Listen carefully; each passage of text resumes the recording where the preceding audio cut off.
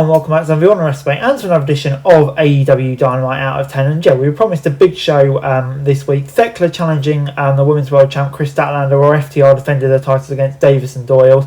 Mark Briscoe put his TNT title on the line, and Andrade Alidlo challenged Swerve Strickland. So a lot going on, and we started things off with Kenny Omega versus Rocky Romero. Omega ran over Rocky in a short, barely competitive match, winning with a V-trigger and one winged angel. Schiavone advised the cleaner that it would face the winner of Swerve and Andrade later in the night next week. That would see the winner face Hangman at Grand Slam Australia for a shot at Revolution against MJF. Hangman interrupted to say he was going to be the next champ. Swerve interrupted and got in Omega's face, promising victory to come. Don Callis arrived, promising Alidlo's victory to come as well as to come for the Cowboy. Omega ran off Callis. The segment part of this match was significantly longer than the match, which was for the best. There's no reason why it should be a contest. Everyone was good on the mic, going right back into the freeway way. It left plenty of uncertainty about what would happen. The stage was set to whittle down 4 names, even if it did feel a bit rushed. And yeah, for that reason, I'm going to give it a 4. Moving on then to Continental Championship between Jon Moxley and Ace Austin. Ace Austin took some hard hits from Mox throughout, but kept fighting throughout the pain. However, after catching the Death Rider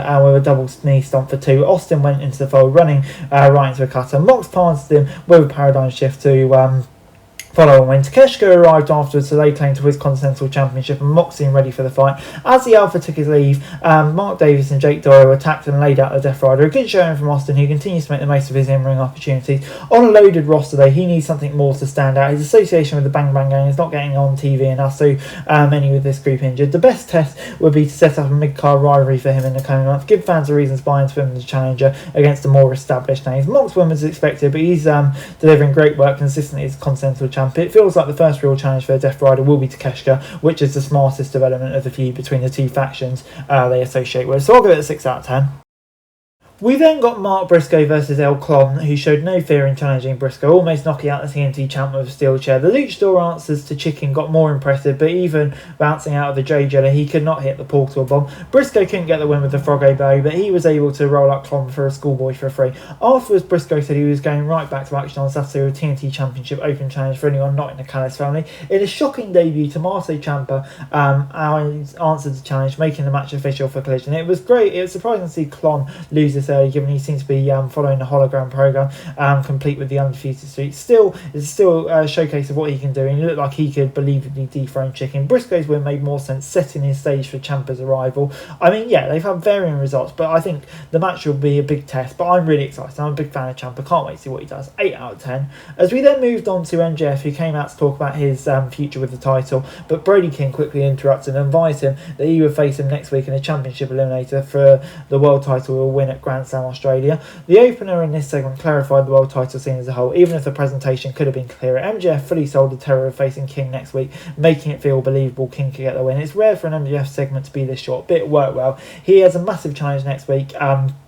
Obviously, while Kenny, Hangman and Swerve all do their own thing with the title in sight too. As we then moved on to Statlander versus Thekla for the women's title, Thekla offered a handshake to start, only to slap the Cosmic Killer in the face. The intensity only ramped up from there. The Toxic Spider nearly took the win with a spear into a tarantula and stomp, but Stat managed to just barely kick out. Thekla went for another spear, only to be countered into a powerbomb, then Saturday Night Fever for the victory. Willow and Hardy celebrated with Stat afterwards. Megan Bain and Penelope Ford arrived to stare down the champs. The only real shame is it looks like it's a one and done rivalry, but Stat and Thekla were fantastic together. It was a great match, highlighting the chemistry, flowed through the action, and obviously had the highlighting the dynamic between them. Thekla was ruthless and disrespectful, Stat calm and resilient, and in the end it was the Cosmic Killer that went the extra mile to make sure the Toxic Spider stayed down. It could have been used more time, but the 11 minutes they had, it flew by.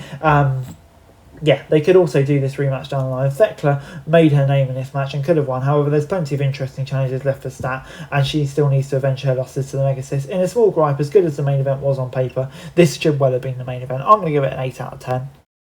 The tag titles were then on the line as FTR took on Davis and Doyle. FTR were overwhelmed early by the power of Don Callis' monster team, who threw around the champs even into each other. However, FTR found their way into the match and almost won with a suplex splash combination. Jon Mox arrived with Shafir, blasting Davis in the back with the Continental Championship, setting up a shatter machine for the FTR attention. It felt short, but it was an action-packed. Davis and Doyle looked great throughout and only lost because of Death Rider interference. Sold why the new Callis family need the gold in the near future. It's not the time yet, though, obviously, with the lingering return of Cage and Co. Overall, I'm going to give it a 6 out of 10. Moving on then to Swerve and Andrade, who went to war in this contest, flying around the ring with Lucha Libre speed. Each big move looked like it could finish the match.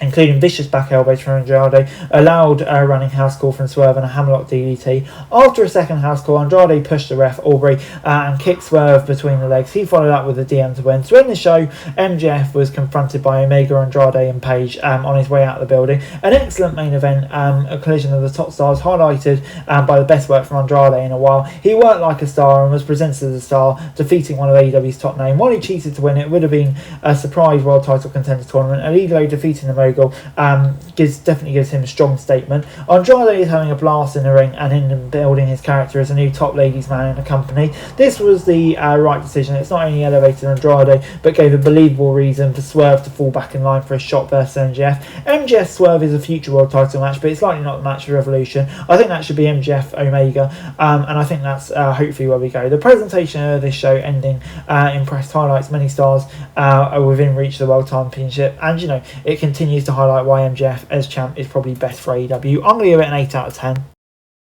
Overall, AEW Dynamite this week gets an 8 out of 10 from me. While the start was sloppy, the overall presentation was outstanding. MJF being left with all those challenges. The title matches for the night delivered. Statlander and Thekla was great. Briscoe versus El Clon, FTR versus Mark Doyle, I think made the most of their time, sold both of them. And, we also had the surprises of Andrade defeating Swerve, and of course the arrival of Tommaso Ciampa, which I'm excited about. This was a newsworthy episode of Dynamite, and hopefully it leaves us in good stead coming into the coming weeks. That's it for this video. Thanks very much for watching. Remember to like, share, subscribe, follow us on our socials, link in the description below for daily wrestling news, meme and content. Subscribe to our other channels on screen right now, that'd be greatly appreciated. Thanks very much for watching. Peace out.